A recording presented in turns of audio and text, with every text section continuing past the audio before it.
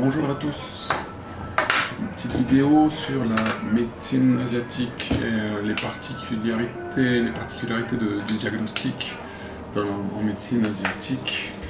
On va commencer par un petit peu d'histoire et rappeler que les Chinois sont les premiers à avoir inventé le vaccin. Le principe du vaccin c'est chinois.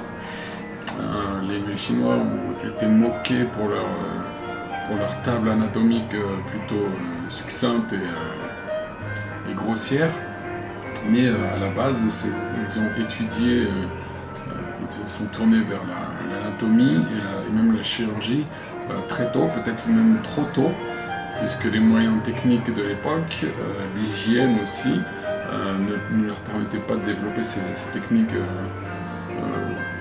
ne permettaient pas d'exploiter ces techniques. Et ils ont en fait complètement changé leur approche du vivant et de la médecine. Ils ont cherché à comprendre l'homme comme un tout dans sa globalité, c'est-à-dire dans son environnement, ils ont voulu analyser la pathologie en observant l'aspect extérieur du patient. Bon, ça comprend bien sûr les couleurs, les odeurs, les excrétions, un interrogatoire poussé, la palpation, et avec tout cela rassemblé, avec tous ces éléments-là, ils ont cherché à affiner leur compréhension de la pathologie, et c'est ce qui donne la médecine traditionnelle asiatique. Voilà. La médecine asiatique fait quand même une grande place à l'intelligence et à l'intelligence humaine. Il faut savoir que les Chinois ont gravé dans le bambou que les stimuli émotionnels trop forts pouvaient conduire à des maladies incurables, mortelles, comme le cancer. C'était il y a plus de 2000 ans. Les chercheurs de médecine occidentale sont en train, j'ai lu ça il y a 2 ans, et ils sont en train de mettre mettre en évidence un possible lien entre les stimuli émotionnels trop forts et le cancer. 2000 ans de retard. La grande différence entre la médecine occidentale et la médecine asiatique, c'est que les Asiatiques ont cherché à prendre du recul et à observer et à comprendre, là où la médecine occidentale s'est mise à zoomer. Et je vais citer le docteur Gernez, ces fameux médecins. Il disait, alors, sur la fin de sa vie quand même, que le médecin occidental connaît tout sur rien. À force de zoomer, en fait, ils ont perdu la compréhension du corps humain. Et avec ce petit schéma, je vais vous expliquer un petit peu le problème qui se pose aujourd'hui en médecine occidentale. C'est que la médecine occidentale s'est concentrée sur la morbidité, sur des états pathologiques avancés, notamment avec des moyens techniques et d'observation extrêmement poussés. C'est très bien tout ça.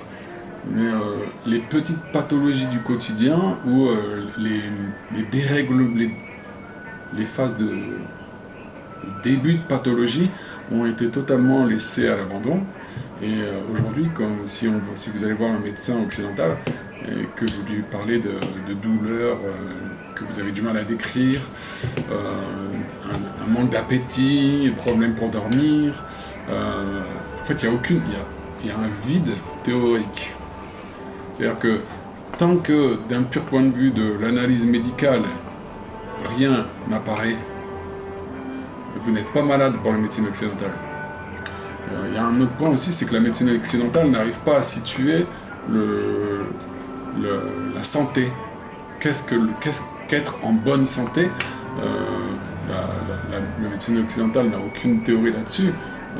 La médecine chinoise le sait de manière très précise. Donc, un homme en bonne santé, la pulsation cardiaque d'un homme en bonne santé se situe entre quoi et quoi? Le nombre d'urines au cours d'une journée, et ainsi de suite, et ainsi de suite.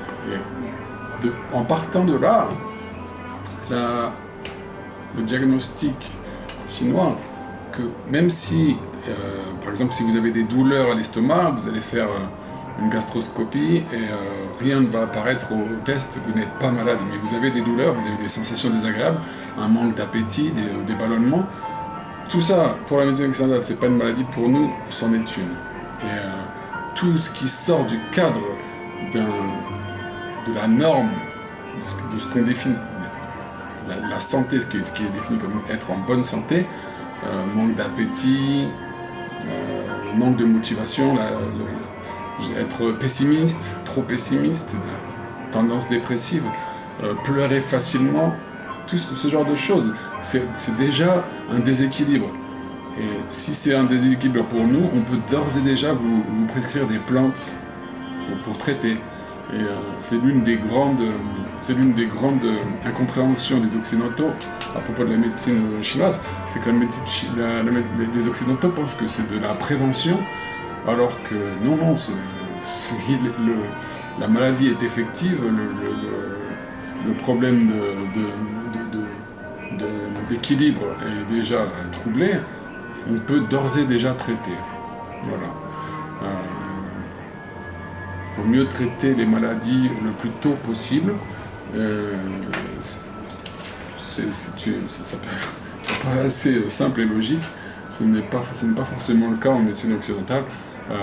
Voilà. Si vous vous retrouvez dans ces quelques mots sur la théorie, notamment sur le diagnostic, hein, j'insiste vraiment là-dessus, c'est que vous n'avez pas besoin de... Si vous avez des problèmes, si vous ressentez des sensations désagréables et qu'au test médicaux traditionnels, si rien n'apparaît, je pense que la médecine chinoise et la médecine asiatique est faite pour vous. Voilà. Donc si vous avez des questions, n'hésitez pas par mail ou par Skype à nous les poser, on vous répondra avec grand plaisir. Merci.